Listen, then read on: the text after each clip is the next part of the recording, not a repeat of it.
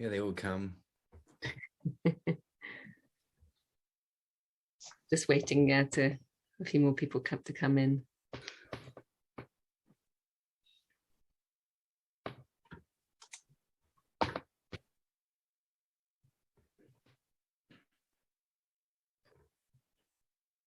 Brilliant. Okay, welcome this evening to the Oxford London Alumni Chapter event called Innovations and Development in Hospitality Since the Pandemic. We've got a lovely group of panelists, alumni and supporter panelists tonight. And we've got Dr. Kate G, who's here to chair the meeting. I'll do a quick round robin for the panelists. Tonight we've got Owen Farr, who's an alum from 2014, and he's run an award-winning restaurant called the Olive Tree, a Michelin-starred restaurant in Bath, and he's now currently the deli manager at Flourish and the Flourish Fall Hall and the kitchen. Welcome, Owen. We've got Andrew Pirrett, who's also an alum, who's a VP of the Product Aliens, who's also a partner in the leading hotel and travel and retail brands, and he delivers an exceptional customer experience. He's leading on strategy in building an omni-channel messaging and request platform, which he's going to tell us more about tonight. And he's also a Backers mentor. Welcome, Andrew. We've got Ruby Bailey Knights, who's an alum, and she's a people and culture partner in Cliveden House, a well-known stately home that is a 5-star hotel. It's award-winning restaurants there as well. And she's previously worked in human resources at various other hotels in the southeast of England, and is also a supporter and a Backers mentor. Welcome, Ruby. And finally, but not least, we've got George Whitefield, who is one half of his company that he co-founded with Sharky. So we've got Sharky and George is the company, and he has been organising parties and events, and it's been a full-time occupation since 2007. He's built an HQ team of 18 and a freelance party team of over 200 around the world. And he runs 100 parties a week during busy times. So I'm looking forward to hearing more about that. Welcome, George. I'm going to hand over to Kate in a minute. I'm just going to say welcome to everybody who is here on the call. This is part of a series run by the London chapter in collaboration with the alumni team, and it's about running engaging activities and events for our London and hospitality graduates and students if you're on the call. And I'll hand over to Dr. Kate G to chair the rest of the meeting. Thank you very much. Good evening, everybody. Good evening, everyone. My name is Dr. KG. Can you see my sharing screen? Yes. Okay, brilliant. I'm a senior lecturer in finance and revenue management. I haven't had the chance to teach you, the panelists, and also the audience. I've been teaching the most hated subject, finance and revenue management, but I've managed to make a turn since I come to groups 5 years ago. Recently, I have completed the book. My name here, second author. So it's called Accounting Essentials for Hospitality Management. For hospitality managers, okay, if you think you didn't learn that subject well back then, you can purchase the book. I will give you a special promotion code. Okay, and this is my email address, MJI. I am working in the Oxford School of Hospitality Management. Now it's part of Oxford Brookes Business School. As an academic staff, I'm always very proud of my students. And I'm so pleased to see many successful alumni, Ruby, Owen, and Andrew. I'm very proud of them. And I look forward to seeing more and more successful students in the future. And also tonight is a very important network event. I hope everybody can interact with the panelists and create more business opportunities, and also to provide more opportunities, more leisure activities for the consumers like myself. Okay, well, let's move on. Earlier, Molly has introduced them. I think it's quite important to run their website because I think they are so amazing. So for example, Olive Tree, it is a five-star restaurant. I haven't been. So, okay. Okay, let's see the olive tree. Or somehow this is the that's Andrews. We can leave it Andrews. This is Andrews. Yeah, that's this good. is Andrews. Okay, Andrews. So Andrews' website, their company is developing a very smart, I think it's software, right? Software that connects messaging and concierge service, okay, to create a seamless customer experience. And then, sorry, Owen. Sorry, Owen. I will run the other website. The other one. Okay, this is the Flourish restaurant. It's quite nice. I haven't been, but I hope to be there sometime in the future, soon. And then we have Ruby. Ruby is Cliveden House. I haven't been either, but I don't know what happened with this. Somehow the link, Cliveden. That's beautiful. That's the one. That's fine. It is fine? Yeah, that's the one. Yep. Here we go. I have this. Oh, Cliveden House. Yeah, this is the one. Cliveden House. So it's luxury 5-star hotel. So I'm feeling very proud.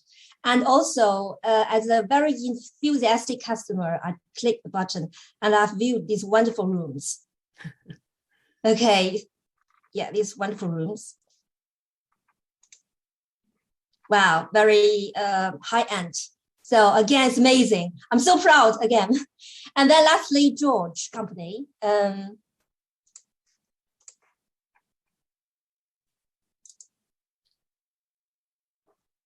Okay, this is George special event. It's very cheerful. We need that in this pandemic. Okay, and then that's all. I hope you have a good learning experience today. And also, this panelists have been carefully chosen. They represent the key components of hospitality sector. So we have restaurateurs, we have the hotels and special event company, and also the digital platform. So let's get the show start. Okay, the first question. Can you write down 3 keywords to describe the biggest challenges and biggest opportunities or resources that the pandemic has brought to your business? It's a long question. I'm an academic, so okay, try to be very specific with whatever we say. So can you write down 3 keywords to describe the biggest challenges and also biggest opportunities or resources that the pandemic has brought to your business? So would you like to write them down in a piece of paper and then share this with the audience? You can just show your piece of paper in a minute in our discussion. We've got a question, somebody interacting online. There we go. Staff, challenge. Oh, yeah, definitely. Yes, staff. Tim Cordy. Thank you, Tim.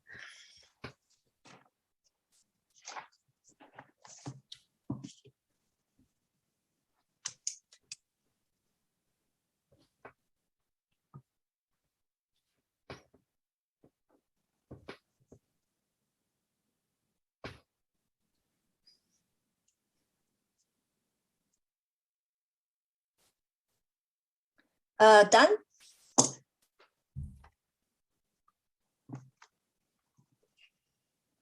Yeah. Okay, so now let's start from Owen. Okay, fine. So how do you want to do it? Just go through the words quickly or elaborate? Elaborate. Can you show the 6 words first? Okay. This? I mean, my writing is the worst on this panel, I would wager. So can anyone see anything? The first one is belief. No, it's not. It's a good one though. It's people. People. Okay, people. I like. Okay, second challenge is expectations. Expectations. Guest wow. expectations. And then the obvious in a pandemic, health and safety. Health and safety. Would you like to elaborate a little bit? Because we want to put the focus yes, on the opportunity. I will try. People, obviously, as one of our lovely attendees has identified, staff, not just staff that want to work, but staff that are actually capable, skilled staff, chefs with the knowledge and experience to work at a certain level, front of house staff with the same ability to work in my context, which is a high-end environment. There are lots of people out there, but not all of them are skilled. And one thing the government hasn't done well is treat the hospitality industry with respect. Therefore, the industry has got a really bad reputation. It would be unfair to say that our industry is unskilled, but yeah, that's what the external belief is. It's extremely hard to get good people with the right attitude, with the right skills. It's getting better now. The last 6 months is a lot more positive, but certainly, from the start of the pandemic to about 6 months ago, it's been very, very hard. I see. So that's an obvious challenge. I think everyone has faced or is still facing. Right, great. Then let's move to George. How about your 3 challenges? So I've put them here. They probably don't work very well with a background, but I'm going to read them out. Pivoting, so immediate changing from real life to virtual online versions of our events. An opportunity which is international, going international very quickly, and adaptability. So pivoting for me was, on one day we had in March, whenever it was, a couple of years ago, we had 75 parties booked in for that weekend, and then on that day they were all cancelled because we went into lockdown. So but we overnight pivoted so that we could do them all just over Zoom, which was tricky, but it worked, and it's got better and better over the months. International, normally to do a party abroad you have to ship everyone out, pay huge amounts on flights, get all your kit, and suddenly you're able to do parties all over the place very easily and very quickly. We were doing interactive storytelling in India, which I found amazing, that we had to just get up very early and suddenly there was a whole load of people ready to have parties. And then adaptability, I suppose that's along with Owen, having to be adaptable with staff, but also really getting an understanding of the government guidelines. One day you're allowed to do 5 children and 1 of our team entertaining, and then the next day it's 12 people and 2, so constantly having to make sure that we were abiding by the guidance. It's tricky, but good. Okay, great. That's your three challenges and 3 opportunities. Now, since human resource has been mentioned, now let's ask Ruby, what's your 3 major challenges and 3 opportunities? Hello. So I actually put recruitment as probably the most major challenge since the pandemic. And then I put job insecurity. And when I say job insecurity, I mean like when the pandemic first happened, furlough was a word that none of us had really heard of. And I think at the beginning of the pandemic, it was quite a stressful time for the team. I think people didn't know what was going to happen. The hotel was all closed. I was working in a hotel at the time in Essex, and we didn't know if it was going to be for 2 weeks or it was going to be for how long. And obviously it ended up being for quite some time. And since then there's been multiple lockdowns. There's been with restaurants you can only do delivery or takeaway. Hotels have been standing empty. There's just been so many different restrictions, and I think that has been quite a challenge in terms of how people have been feeling with job insecurity. And then furlough, that was something that I found a challenge in terms of payroll. I think that was very new to the payroll department, new to the team. So that was quite a challenge. But the main one for me was recruitment, because even prior to the pandemic, there was already an increasing challenge of recruitment due to Brexit and the restrictions that we were going to be facing post-Brexit. And then you had the pandemic from 2020, and it was like a new recruitment challenge where, you know, we didn't know what the future was going to hold, and people weren't moving jobs, or, you know, unfortunately, a few people lost their jobs. And I think it's been quite a challenging time during the pandemic, really. Now, how about the opportunities? In terms of opportunities, I put recruitment initiatives, because I think since the pandemic, we've had to, you know, really review, you know, at Clifton House, we've done a lot of reviewing of our recruitment initiatives. So looking at pay scales, you know, benchmarking against our competitors, looking at, you know, our pay scales, what we're paying our people, reviewing our company benefits, offering apprenticeships, and we pay, you know, the apprenticeship wage, so paying a full wage, looking at, you know, what companies we can work with to offer apprenticeships for school leavers, working with schools and colleges to build that talent pipeline, so attending recruitment fairs, doing the mentoring at Oxford Brookes University.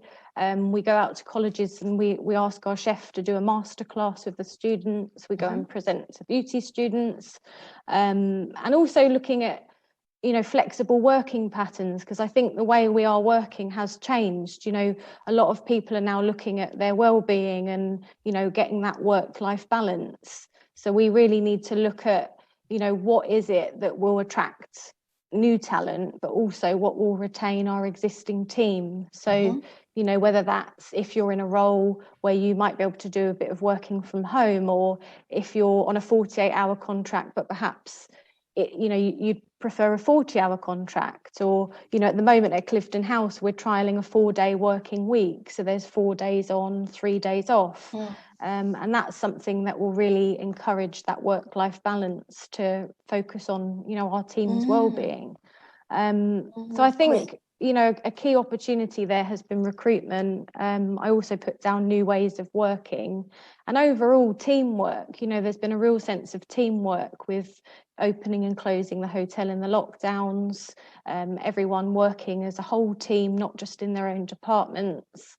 So I think overall, yes, the pandemic has been really hard and it's been a real challenge, but I think there have been, you know, a few things that have come out of it, like teamwork and looking at things differently, that have been, you know, positive in a way. Great. Thank you. Then let's move to Andrew. Then what are the challenges to your business and what are the opportunities? So for the challenges, revenue, obviously, being technology, we're supplied by hotels, and when their revenue goes, ours obviously goes at the same time. So we're impacted by that. So how do we continue to survive and power the team?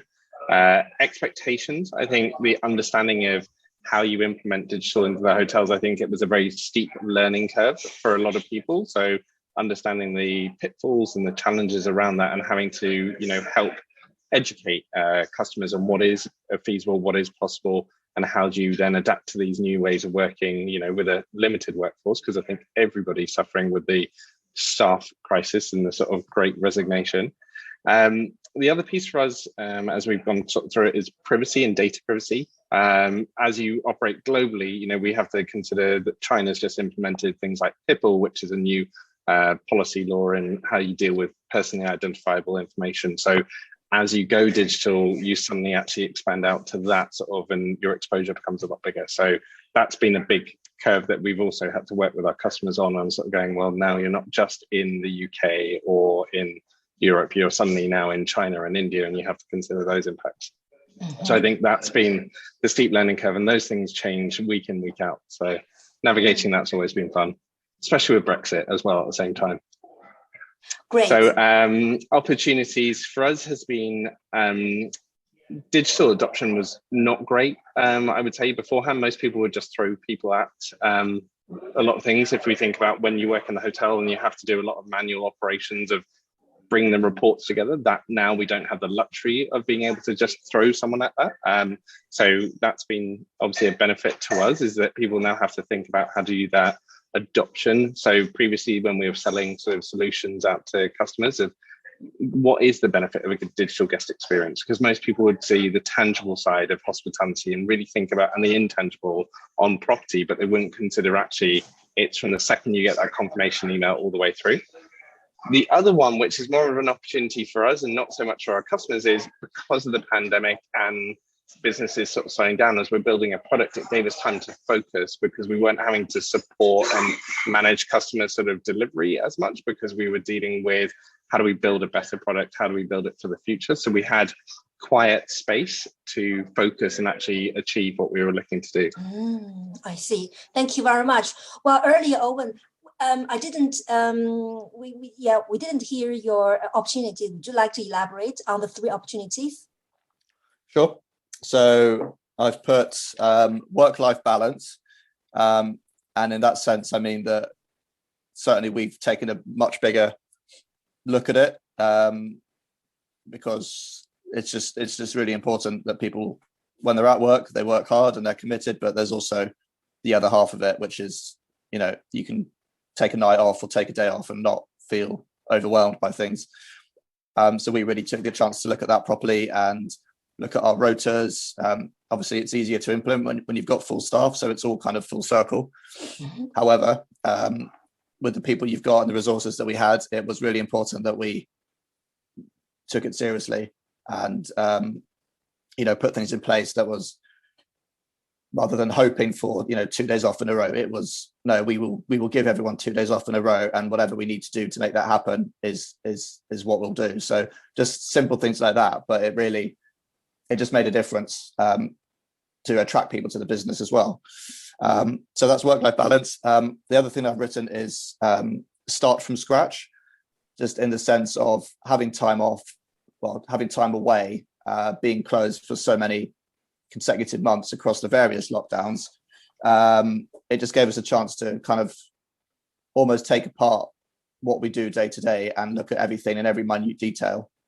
So from the hotel side, whether that was, from the moment the guest pulls up outside in their car, it was taking a look at how we take the luggage, how we room the guest, how we park their car, and the whole service journey. And at the restaurant as well, it was really as if we were building a business from scratch almost. And how do we implement these things? And having to reopen 2-3 times over 18 months meant that every time there was just little tweaks, but it was always for the better. So it kind of gave us an opportunity to look at things that we probably wouldn't have had the time for otherwise, or didn't see it as a priority to otherwise, should I say. So that was really good. The other thing I've written is, sorry, go on. Yeah, number 3. number 3. I put what do we stand for? And that's similar to starting from scratch in the sense of what do we want to do as a business? We were quite clear on, wanting to be the best restaurant in Bath, wanting to be the best hotel in Bath. But what does that mean? How do we get to that? What do we need to bring in or maybe remove from the business to make that happen? And again, that was an opportunity that we're always looking forward and how can we get better? But it was really like, right, we've got 3 months to reopen, and how do we open as the best place in town? That was it really. Great, thank you very much. Now let's move to the second question. So I now would like to know some specific examples. Okay, can you give 2 specific examples of innovation in which give you new opportunities to create business? So let's start from George, because George's business depends on the space and people, face-to-face interaction. Okay, and then, I look forward to your innovation stories. So when we started the business, we were pretty much predominantly doing events and parties for children's birthdays. And then I suppose about 6 or 7 years ago, we started doing a little bit more for adults. So somebody might have seen us at a 10-year-old's party and said, actually, for my 40th or my 50th, I want to do a really hyped up version of that, or some sort of amazing treasure hunt or quest in classic cars across the Cotswolds, that sort of thing. And when the first lockdown hit, obviously none of that real life stuff was possible. And I got a call from a lady who I had no idea what she did, but I had met her at my son's sports day, and I'd been banging on about an all night long treasure hunt that we run every year for adults to raise money for charity. And it's really difficult, puzzle based, challenging, and all these corporate clients sign up to take part, and they take it very, very seriously. And she rang and she said, "Oh, by the way, you know, my job is actually organizing all of the onboarding for new employees at Goldman Sachs across the globe. And we normally in real life bring them all together, have a big sort of 2-day event, get everyone to meet each other, and that's how it works. But obviously they're not able to do that. Even still, they're not able to do that. And so we spent a couple of months designing a program, which was it's now a monthly Zoom call with sort of 500 or 600 people at a time, and we run the whole thing. And the whole point is to try and get all these new people at all different levels. You've got grads up to really senior executives, all starting in their new job at Goldman, and trying to get them to use their brains, meet each other, have a sort of fun shared experience. So we've created a series of escape rooms, quizzes, puzzles, challenges that all happen on Zoom, and get them all actually properly interacting with each other. And there's no way we would have ever done that prior to the pandemic. So it's really exciting. And it has then led on to people who've done that, then give us a call and say, "Oh, I work for this hedge fund. Can you come and do either a real life version or more Zoom stuff?" So that's a really exciting sort of set of business opportunities that have come up purely from innovating and coming up with new stuff. I mean, it's pretty niche stuff, but it works and it's really fun. So that's one. That's one. Am I banging? Is this too elaborate? So I keep it short. I'll keep it shorter. Well, I'm just curious about your example one. Can you tell me specific interactive games did you use? Yeah, of course. So here, in fact, I have a combination locked briefcase. I don't know if you can see. It's all on these little thumbnails. Yeah. So what we do is, let's say you've got 500 people who join the Zoom call. We would then have 50 of our team on the call ready with one of those combination lock briefcases in their rooms. We have a central host who welcomes everyone and said, "Right, okay, here's the challenge. We're going to put you into teams of 10. So they're going to be 50 breakout rooms. And you have got to try and race to be the first team to crack open the combination lock briefcase by solving a series of puzzles." So we send them all off. They get super competitive. We set the timer. And then all of us in our little rooms with 10 people in wear a neck brace with a camera linked into the Zoom call, so they can sort of see our viewpoint and they can see our hands out in front of us. And they direct us and say, "Right, left a bit, right a bit. Okay, what's that?" And, you know, we'll have a little, for example, a little puzzle like that. Oh, hang on a second. Yeah. That's it. That'll be hidden. And so they've got to zoom into it, and this one says "win to the ego," and but they have to talk and communicate with each other and realize that it's an anagram, and you jumble up the letters of "win to the ego" and you get the numbers 218. Type that in, open the lock, and then there's a whole series of puzzles to get through to the next bit, and then we score them all, and send them. Wow, that's great. Yeah, wonderful. Okay, example number 2, please. Example number 2 is very unexpected brand partnerships, which we probably wouldn't have done before. So we got into the habit of every day during school term time, doing a 10-minute live broadcast on Facebook and Instagram, which was initially quite nerve-wracking, but turned out to be really great fun. And the idea was 10 minutes of fun stuff, where like maybe how to make peppermint creams, like a really quick thing, or how to do a prank on your parents, or like how to make juggling balls out of a balloon and some rice. So all sorts of different stuff like that. And then in the run up to Christmas, we did a collaboration with a charity, and each day our after school club was sponsored by a brand. So for example, Micro Scooter said that they will give a micro scooter to somebody who donates money to the charity. And that meant that each time I had to come up with a game or an activity using the thing that was given. So the microscooter one, I created a version of, do you know the Winter Olympic game, curling? Yeah. Sort of slide the stones across the ice. Yeah. It was human curling. So I made a little marker on the kitchen floor and then put one of my children onto the scooter. And then I see. you have to give them a good shove. And then another one of them has a broom, and they're sort of rubbing the floor like this to try and make it nice and smooth. Yeah. Stop on the marker. And so and now we're doing a massive, really high budget adult team building event for Microscooter and all of their employees this summer, just because that little tie-in. So it's opened up to lots of really cool things. Yeah, definitely. Yes. Very interesting. I would like to try.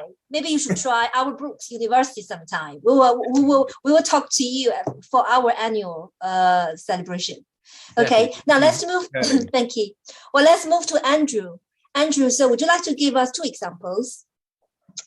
Yes. Yeah, definitely.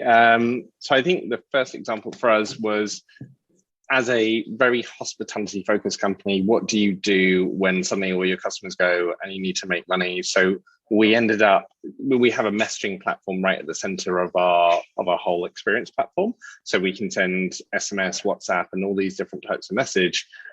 So when pandemic hit, we started picking up the phone and speaking to some of our contacts and our people. And one of the interesting pivots for us was actually powering the messaging for a logistics partner. So it's a very well-known German logistics company, Yellow and Red, that we now power for the UK, all of their messaging and email communication when you get that, hey, your package is on the way, and do that.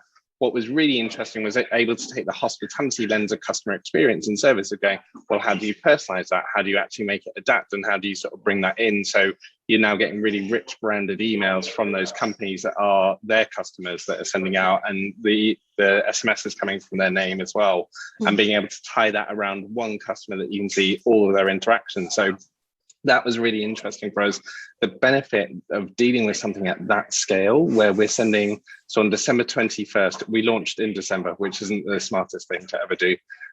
We launched in December and we did 1.2 million SMS and about 1.6 million email in a day on December 21st. For us, that was amazing as a product because it helped us scale out the product to huge volumes that we would never deal with. That's what a hotel brand would send in a year. That's, something that a Four Seasons, which is my sort of alma mater, sort of would send in a year, that we did in a day. So being able to start scaling to those volumes was really interesting for us. And we had to think very differently about how do we approach it. I think had it not been for the pandemic, we wouldn't have ever done something to that scale, and you would only ever encounter problems that you'd have so many customers you'd have to change. So that was for us a massive learning piece of it. The other piece, the other sort of, not necessarily innovation, but I suppose eye-opener for us was when the pandemic hit and you could only open your restaurant or you could only open your spa, is actually starting to think about total revenue per available room. And actually that every outlet, you had to maximize the revenue. A lot of us had been programmed to think in the hotel that it's heads on beds and we're selling rooms, but actually that restaurant became a takeout, and it became, how do I maximize that, and how do I maximize the spa slots for those customers that I could do? And if I can't do massages, what am I using those rooms for? So starting to work with our customers again, well, how do you digitally actually start selling all that stuff really easily and making it adaptable that the teams can pivot? I think going back to what George said earlier is, the legislation changed weekly, and it was, you could do this week, you could do that. So you were constantly having to adapt. The best customer for us that has done that was Mandarin. We built a whole digital concierge platform that customers can go and request items and bring them into their itinerary for the team to sort of deliver on. So those were the two pieces that made you start thinking differently, which I think if it hadn't been for the pandemic, you kind of would have gone, well, let's just deliver what we know. So that was really interesting for us. Great, that's a very positive note. Yeah. Now let's move to Ruby.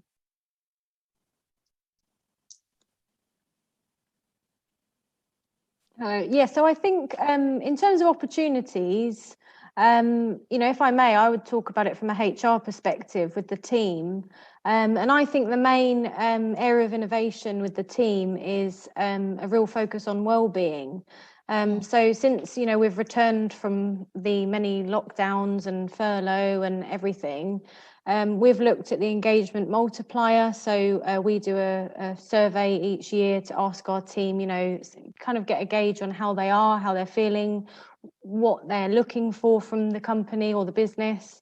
And from that, we realised that we really need to pay some focus on wellbeing initiatives as part of our business objectives in 2022, so this year.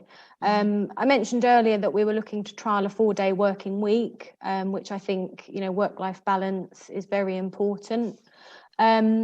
We've also looked at training. So we identified that we were appointing managers based on their technical skills, but noticed that perhaps there was a slight gap in their soft skills.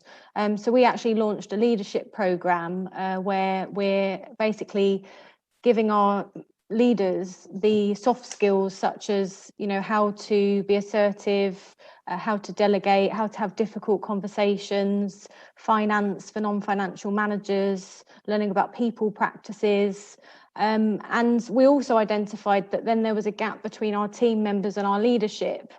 So this year we've also launched an assistant head of department programme to really develop our next generation of leaders. That's great. But we've also looked at things that we could introduce. So like we've introduced a new starter welcome box when they start. We've looked at our accommodation because we have 5 cottages here at Cliveden House. So we're refurbishing our cottages because, for our team to come into work, it's very important that they have quite a nice environment to go home to. And doing, welcome boxes for our team that arrive to the accommodation, whether they've arrived from abroad or from a different part of the UK.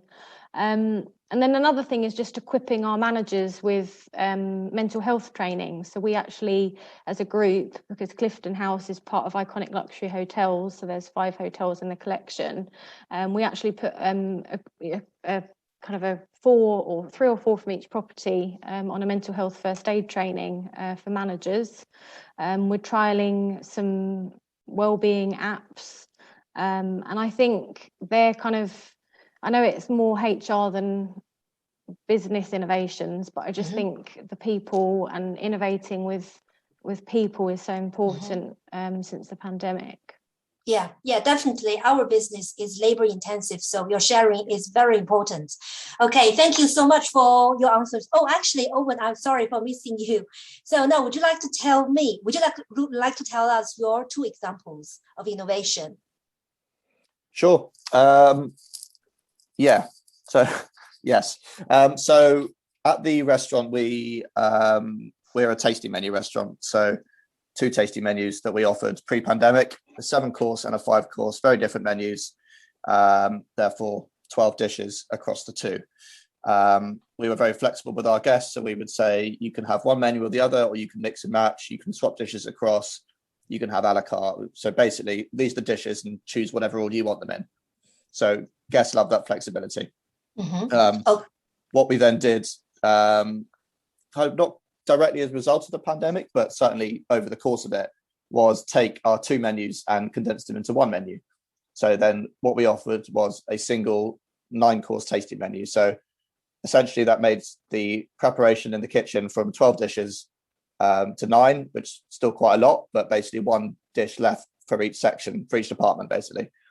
So that immediately created better efficiency. We've all touched on the human resource challenge, should we say. So we didn't have enough skilled chefs to have the volume of work that we needed to do at the standard we want to do it, basically. So by condensing the menu into 1 menu, it was clearer for the guests. It was clearer for our reservations team because we had 1 thing to offer. And it was, I'm not going to say easier, but it was certainly more efficient for the guys in the kitchen to work on any given day.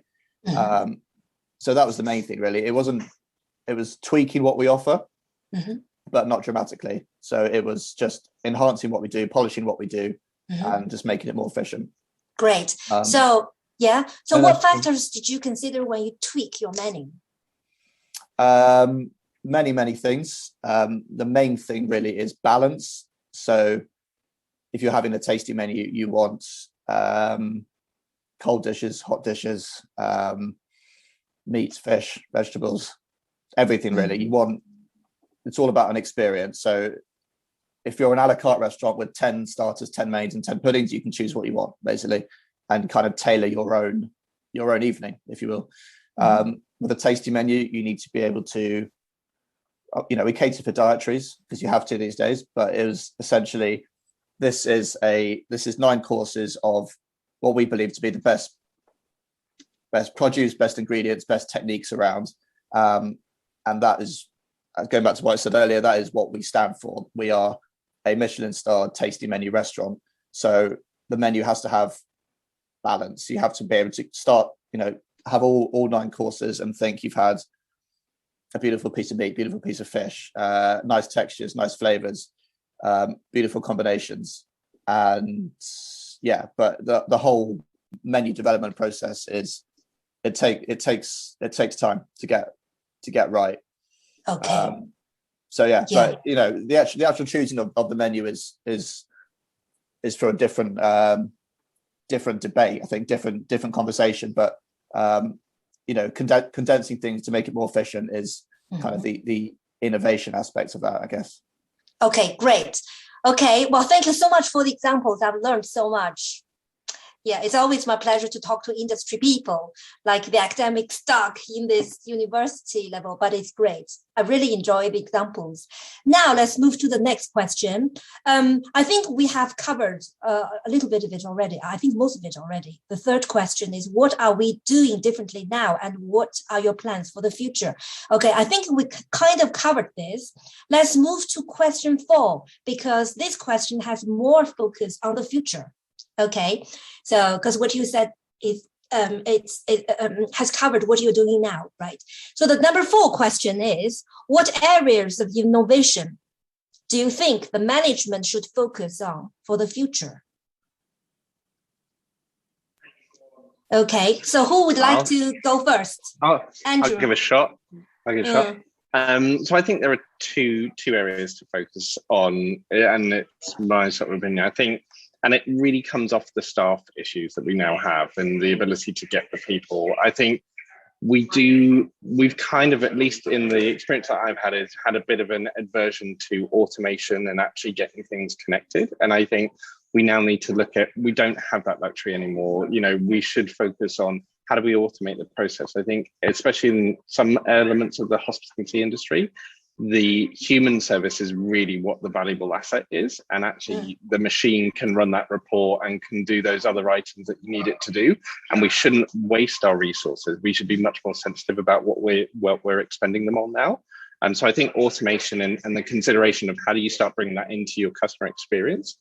I think that also kind of goes back into what Owen was saying when they were looking at the hotel and their processes. I think you've got to kind of look at stripping it back and examining it, because not doing it for, we've always done it this way. I think starting to actually inspect and look at what you're doing, and is it the right thing? Is it efficient? And are we using what we've got effectively? Because the staffing resource in crisis isn't going to go away shortly. Could you outsource or remote some of the functions within your property? There is now, with remote workforces, and we now all have the technology to do Teams and Zoom calls and voice calls wherever we are. Could you outsource or remote your reservations team? Can you get that to a place? It also potentially opens you up to a global workforce of skilled users at the same level at a cheaper cost point as well. So there is the potential to look at, being more flexible. Like a good example would be for George, with Sharky and George, his team now being remote, he can have them anywhere in the world on the right time zone. There's a huge opportunity there. And I think it's time to rip up the rule book and look at, there are other ways to go at this. Great. Yeah, I totally agree with that, Andrew. That's a very good point. And as well as the outsourcing thing, when it's that whole, pre-pandemic, 5 days a week 9 till 6 in the office was the norm, and you just wouldn't really question it. You take a new job and that's the expectation. You're going to turn up at 9. If you now suggested that to people in an office scenario, they just look at you as if you're completely mad in most cases. Yeah. So to be able to we're going through the process now actually with our full-time office team. Obviously it's different with the people who are delivering the events and the parties, and as you say, when it's remote Zoom events and onboarding and stuff, they can be anywhere in the world. But for the full-time office team, we're just going through the process now of, you know, actually sensibly saying, you know, there used to be a bit of a feeling of working from home was a bit of a joke. You're not actually doing any work. You know, you probably do it on the Friday because it's a bit of an early start to the weekend. But now, genuinely, people can say, well, 2 or 3 days a week, if I'm actually head down, completely undisturbed, I can get all my admin and dull stuff done. And then when I come in to the office or the hotel or whatever, wherever you're working in, and you're being with other people, it suddenly becomes a real buzz of creativity, and you get the proper good stuff out of people for those few days, and then totally open for people doing the sort of more focused admin stuff at home. So it's a really good opportunity there. Great. Yeah, very good. Okay, very good. Now let's move to Ruby. How do you think about this question? How about the future focus for innovation? So I think with the effects of the pandemic, and then alongside, you know, you've also got the recruitment challenges of the post-Brexit restrictions and skills gaps in industry, like chefs, for example, major skills gaps there, where it's very hard to recruit chefs. I think it's really important for businesses and management to focus on retaining our current team and also looking at ways to attract future talent. And when I saw this question, one of the things that I really thought of was management looking at more of an empathetic leadership style. You know, since the pandemic's happened, I've noticed how much the team, you know, I've mentioned like well-being and looking at new ways of working, but I think also the team, I've noticed, really, I think would adapt well to the changes, because the whole, you know, things have just been turned upside down over the last 2 years, and it's been very up and down, and there's been so much change. And I think with empathetic leadership, I think it would be a really good way or a good focus for management to kind of counter the effects that the team have been feeling during such a pressurized or unknown time.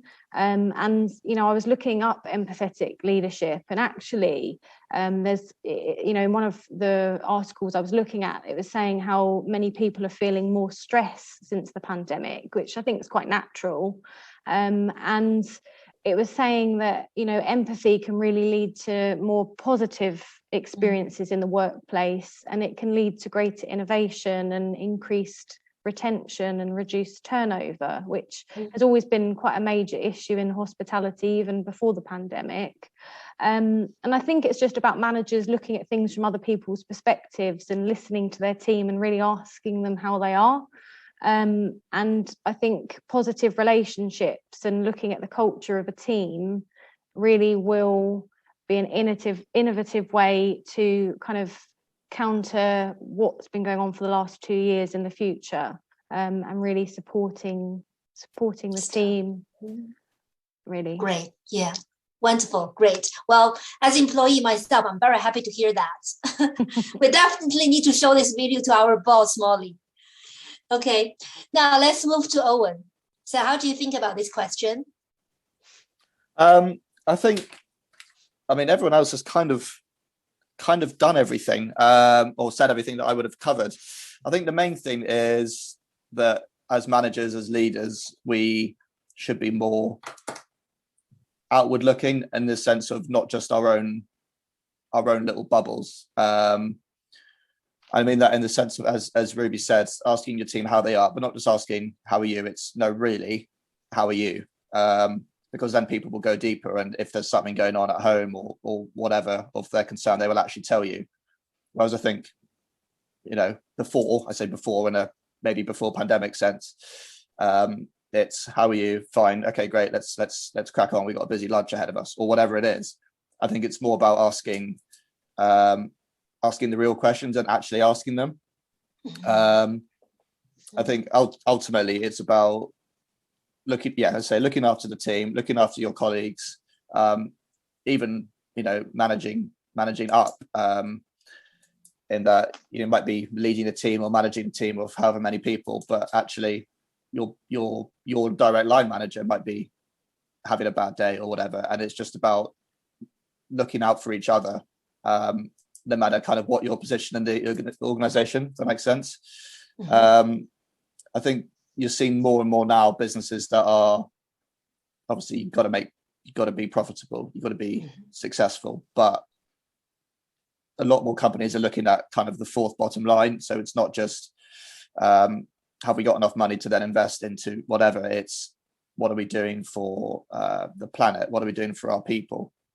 Are they enjoying coming to work? Are they coming to work because it pays the mortgage? Are they coming to work because there's a greater purpose? Is it because you're, whatever your ethos is as a business, is why are people working for you? And then having more of a story to tell rather than just being, we are the most successful restaurant in town, or we're the most, one of the leading hotels. It's why should people work for you and not any other restaurant or any other hotel or any other events business? It's making yourself stand out, especially as recruitment is so hard at the moment. It's so tight. Good staff is so hard to come by, etc., etc. It's what can you do as a business, as an owner, as a manager, as a leader to get these people in and look after them. Yeah, that's great. Yeah, this is very thought-provoking. Well, thank you so much for your feedback on this very important question.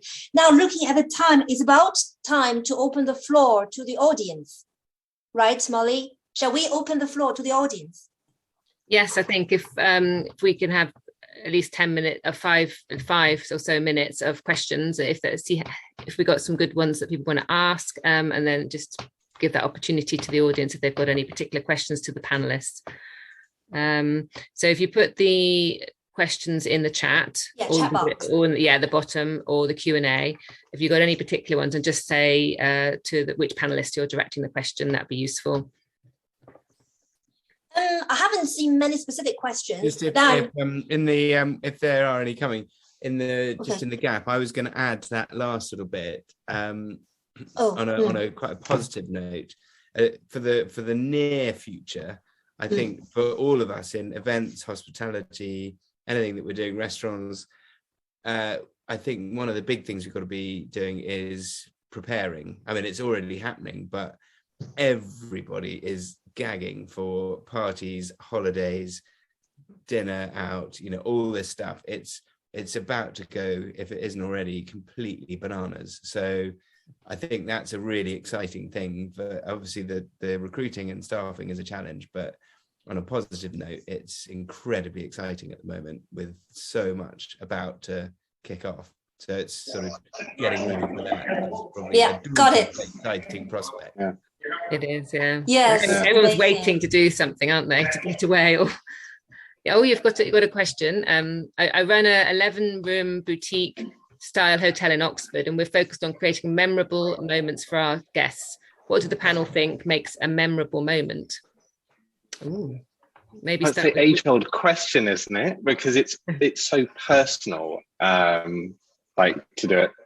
I don't know, like interestingly, if you look at the route of success and careers in a lot of the hospitality industry, a lot of it comes from restaurateurs and the F&B side. If you're a rooms person, you see that path. I think part of it is because of the amount of time that they spend with the customer, and it's the interactions that they have around a service. A check-in, a front desk agent will probably have a 5 to 10 minute interaction with a customer on the way in, and probably the same on the way out. They may have something in between it. From a hotel, from a restaurant perspective, and Owen, you're definitely going to have to jump in here. You're dealing with a service that's 2 hours, so or more, right? So your interactions with the customer over there are probably a collective 30, 40 minutes in one evening, and that could be more. And I think that's because that experience is tailored, and you care what they're there for and why they're there, and you interact with them. So I think it's really hard to say that it's a one size fits all. And I think it's probably somewhere where Owen can kind of influence and respond with going, what is it that the restaurant guys do that deliver that experience? Because it's a lot of it is interaction and speaking and understanding. I'm handing over to you, Owen. Like, that's a perfect cue, isn't it? Yeah. Straight in. What do we think makes a memorable moment? I think, as Andrew said, it's hard to specify for the entire industry. But from a restaurant and F&B perspective, as Andrew said, the interaction we have with our guests is 2, 3, 4 hours of an evening, probably half an hour in the bar in the day, maybe half an hour for breakfast the next day. So it's about, again, generalizing, but it's about knowing the guest, getting to know them. You know, some people aren't bothered. It's more of a transaction than an experience, and that's fine. But I think for the majority of certainly guests I've experienced, it's about being really warm and welcoming. And, you know, I'm talking about Bath, but if we go to the Oxford example, it's, you know, if you know Oxford, it's giving them some recommendations. It's, you know, this is my favorite place to go for a coffee. It's my favorite place to go for a drink. But not just the one moment. It's, as we've said, because you're seeing the guest over and over again, it's kind of almost following up on it. So if you see someone at, I don't know, at dinner, they have the tasty menu, 3 hours, wine pairing, very, very nice, off to bed. But it's the follow up. It's, so, you know, shall we see you for breakfast in the morning? What time would you like to come down? I'll see you then, or my colleague will see you then. And then it's whether it's yourself or whether it's one of your team, it's in the morning. So how was dinner last night? I'm kind of joining all the dots of their experience. And then at breakfast saying, you know, any plans for today? I would recommend you go to X cafe because it's, you know, the best cinnamon bun in town or whatever. And then you'll see them again in the afternoon, and it's, okay, so did you get out to town? How was it? Any plans for this evening? This is my favorite restaurant, etc. And just kind of joining all the dots. And then yeah. It's so right. And personalizing it a little bit. We do a lot of work with hotels and private members clubs, and there's one called Beaverbrook, which is near Leatherhead, just south of London. And sometimes every year we do this very exclusive parents and child camping evening, and these guys they're really, really high-end membership guys.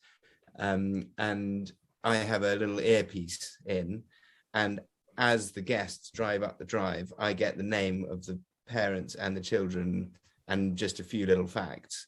And as soon as they then arrive in the woods where we've got the tent set up, you're saying, "Oh, hi guys," and you know a few little facts about them, and they're like, "Oh my goodness, that's so impressive." Obviously, it's all a bit of a trick, but I think being personal like that is just incredible, so powerful. It's that secret sauce, right? It's that intangible thing that they can't take with them and take anywhere else, and it's they come back for that experience and that service. And you're right, George, that's like exactly it. It's those one things that for us it doesn't really factor, because we're like, well, we do that every day, but for them they're like, well, how do they know that? And it's capturing, I think, Owen, you mentioned about the registration as they kind of come up the drive, so you know who they are, so you can greet them with their name. It's those little things that are like, how do they do that? And it's those moments of magic that they can't be taken away anywhere else. That I think just build that. Just to, again, join the dots again, it's the stuff that we take for granted and do every day that for the guest, that's the wow moment. So, you know, from the restaurant, when I was restaurant manager at the Olive Tree, it was every day I do not the same dishes, but the same kind of ideas. Similar wine pairings. I ask the same questions at breakfast to every guest hundreds of times a year, because that's what I'm there for. But for the guest, it's the first time and only time that someone is remembering that, you know, oh, we went to the spa yesterday and this person is asking how the spa was. So yeah, it's those moments that we take for granted, but the guest is like the first time, and that's the wow moment. Really memorable. That's great. Yeah, it's good. I think also, just very quickly, I know I'm not operational, I'm HR, but I think one really important thing is just letting your team show their personality. You know, at Cliveden, our line is we recruit for personality and train for skill. And I think at Cliveden, you know, when you look at the reviews, there's so many comments on there about the guest experiences being about our team's personality shining through. And you know, I've worked at, you know, a few hotels in HR, and at Cliveden there are so many different personalities, and it's just wonderful where, you know, if our team do a butler's tour, they can really show their personality with the guest, and, you know, a bit of history about the house, but also about, you know, their journey in hospitality, or what they kind of, you know, enjoy about working there. And I think personality is a big thing, and it really does help to make a guest experience memorable, and it makes it really personal. And I suppose they enjoy it more as well. You enjoy being more yourself if you can be at work as well. So it's reinforcing. Oh, that's interesting. We've got one more question. We've got a couple of questions coming through. I know it's now 7:00, but let's see. Manjender, what he's asked, what kind of marketing techniques were adapted in restaurants during the pandemic and after the lockdown to boost the sales? Has anyone got an answer for that? Marketing techniques which were adapted in restaurants. Takeaway service was probably the biggest thing. If actually, like a hotel uses booking.com as another marketing channel, it's a distribution channel. Starting to display yourself on all these sort of takeaway abilities was a marketing effort. I don't know how much outbound there was, but that was one way that they sort of adapted to that, is the ability to click and collect that really didn't exist in the restaurant industry, in the hospitality so much. Mm-hmm. Yeah. And Owen, did you want to answer that one as well? I said I'd answer it, but I think a lot of restaurants did. You know, they should use the word pivot again to takeaways and home delivery. With us personally, we didn't, because, well, a few mitigating factors, like the fire we had on the first day of lockdown that burnt down the kitchen. But that aside, we could have done takeaway, we could have done delivery if we really wanted to, but it wouldn't have given the real true experience of what we were able to offer. So there were mitigating factors, but we chose not to do that. But as I said, because we not changed the concept, but tweaked the concept in terms of offering one menu, and that was just being really clear with that when we decided on it. It was just, that was our message, that was our social channels, it was getting that out there so that returning guests or potential new guests or whoever it was were very clear in what we were going to offer. And there was a lot of pent-up demand. I'm sure everyone's experienced that people were so ready to go out and eat and stay in beautiful hotels again that there was the demand was there. So we were just very clear with, this is what we offer, and you know, our doors are open, kind of thing. Thank you. And I think this will be the last one, Erica. Anyone developed wellbeing and retention? What are the best ways of practices and benefits to offer to staff with diverse staff team? So what do you think are the best practices and benefits that you can offer your staff if you've got a diverse workforce? I'm going to put two short ones in there. One, if it's purely for the fun of it, I think when it comes to team building, there's often quite a lot of, probably too much emphasis put on the fact that it is a team building exercise, and we're going to get this and that out of it, rather than just saying, if you get all your team together and have a lot of fun together, even if it's for an hour, that's all it needs. You build your team by having fun together, rather than having to get too scientific about it. This is probably me, just my views, but I think quite often too much pressure or emphasis is put on the fact that you are doing a team building event, which slightly kills the fun sometimes. So from a corporate perspective, we're definitely looking at a whole range of wellness through play, because I think adults don't play enough. They take themselves too seriously.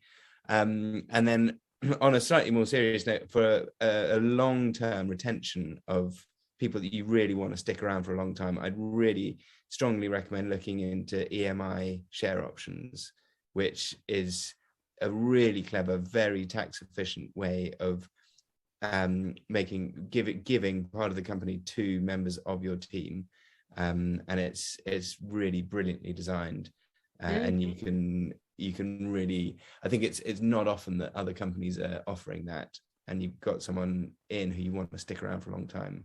It's worth looking into. That's a really good point. Yeah. Well, we've gone a little bit over, and I realised that we were just booking him till 7. So I think we'll have to wrap it up now. But it's been really interesting. Such a great topics we've covered. I want to say a huge thank you to all 4 of our panelists and to Kate for being the chair tonight.